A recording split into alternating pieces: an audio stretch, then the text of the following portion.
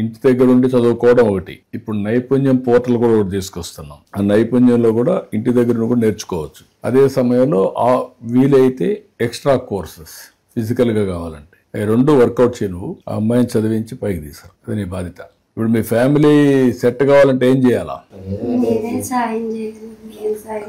కదమ్మా? ఏం చేస్తే అంటే నాకు రాష్ట్రం అంతా ఉంటుంది, బట్ మీరు ఇబ్బందుల్లో ఉన్నారు, అందుకనే మీకు 10,000 అట్లా కూడా పెట్టాను, పెన్షన్లు ఇవన్నీ.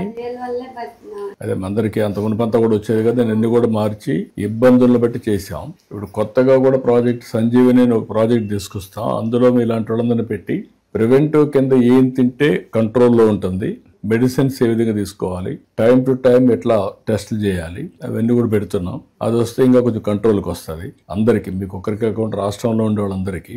నీలాంటి వాళ్ళు ఒక 6-7% ఉంటారు ఎక్కువ, అంటే డిసీజెస్ వచ్చి కొంచెం కిడ్నీ కానీ, లేకపోతే షుగర్ కానీ, డయాబెటీస్ కానీ, నర్వ్ ప్రాబ్లం కానీ, హార్ట్ ప్రాబ్లం కానీ, క్యాన్సర్ కానీ ఇలాంటి వచ్చేవాళ్ళు ఉంటారు. వాళ్ళందరినీ ఏ విధంగా చేయాలి, డిసీజ్ రాకుండా ఉండాలంటే, తగ్గించుకోవాలంటే మన తినే తిండి పైన, మన ఆలోచన, మన వాతావరణం ఇవన్నీ ఉంటాయి కూడా ఆలోచిస్తున్నాను. కాబట్టి ఇప్పుడు మీ కుటుంబం బాగుపడాలంటే ఏం చేయాలి? ఉద్యోగాలు అవన్నీ నేను మాట్లాడతాను, అది చేపిస్తాం. ఒకసారి మాట్లాడదాం, నేను చెప్తాను కలెక్టర్కి, అవి కూడా చేయమంటాం. ఇప్పుడు నువ్వు ఈ ఇల్లు కంప్లీట్ చేయాలంటే ఏం చేయాలా?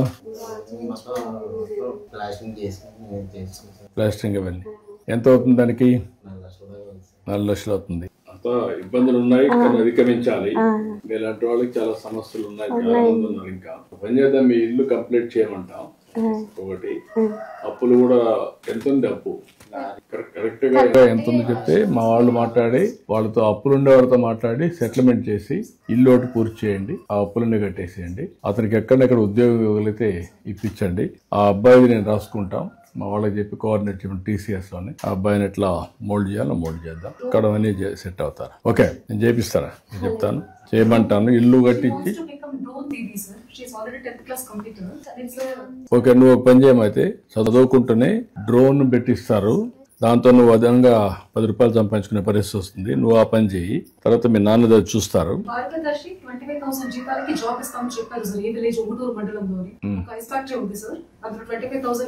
అక్కడ పెట్టించండి ఆయన్ని, అతనికి ఉద్యోగం చేస్తాం, ఇల్లు కట్టించి అదే మరిగా అప్పు సెటిల్ చేసి